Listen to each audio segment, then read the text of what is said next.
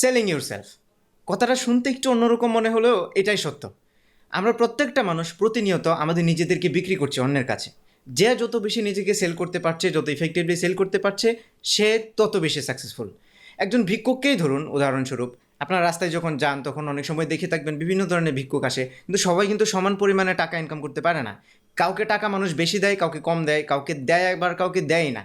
এর কারণ হচ্ছে ভিক্ষুকরা নিজেকে সেল করে মানুষের কাছে, তাদেরকে একটা পণ্য হিসেবে উপস্থাপন করে। তারপর মানুষ যদি কনভিন্সড হয় যে হ্যাঁ তার প্রতি যদি মায়া হয়, তার যে কথাগুলো বলে সেগুলো যদি আসলেই মনে ধরে, তাহলে মানুষ তাকে ভিক্ষা দেয়। এভাবে একজন ভিক্ষুক থেকে শুরু করে একদম কর্পোরেট লেভেলে যারা বড় বড় জব করে, সবাই আমরা প্রতিনিয়ত নিজেকে বিক্রি করছি, এবং যে যত বেশি বিক্রি করতে পারছে সে তত বেশি সাকসেসফুল। কিন্তু আমরা সবাই এই বিক্রিটা, যে কোনো প্রোডাক্ট হোক কিংবা আপনার নিজের স্কিলস অ্যান্ড অ্যাবিলিটিসগুলোকে বিক্রি করা হোক, বিক্রি করাটা একটু নেগেটিভ শোনালেও আসলে এটাই সত্য।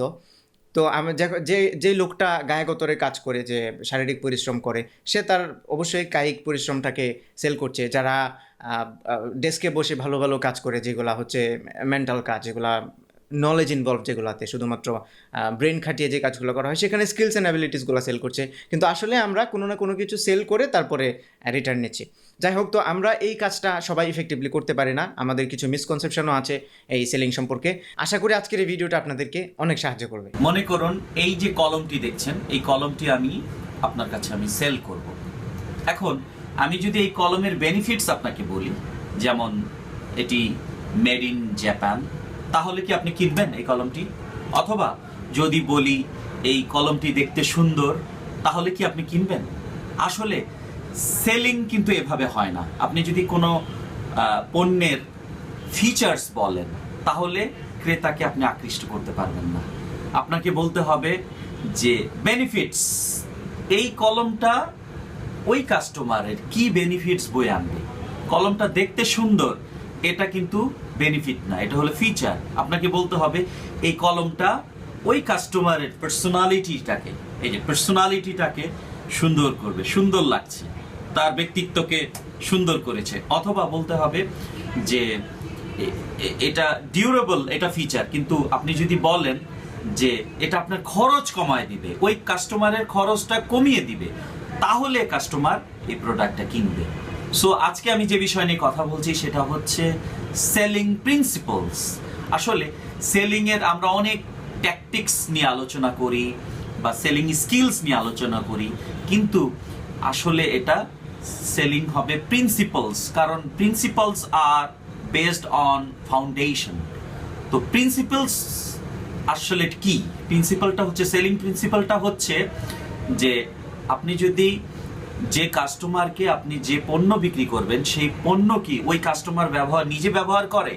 লাইক আমি একটা মোবাইল ফোন আমি সেলার হিসাবে কাস্টমারকে বিক্রি করব, কিন্তু সেই মোবাইল যদি আমি ইউজ না করি, তাহলে ওই প্রোডাক্টের প্রতি আমার তো আস্থাই নেই, আমি নিজে ব্যবহার করছি না, তাহলে ওই এনথুজিয়াজমটা ট্রান্সফার করতে পারবো না।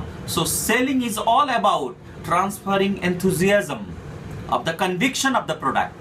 সেই প্রোডাক্টের প্রতি আপনার আস্থা বিশ্বাস আছে কিনা, সেই এনথুজিয়াজমটা আপনি করতে পারছেন কিনা।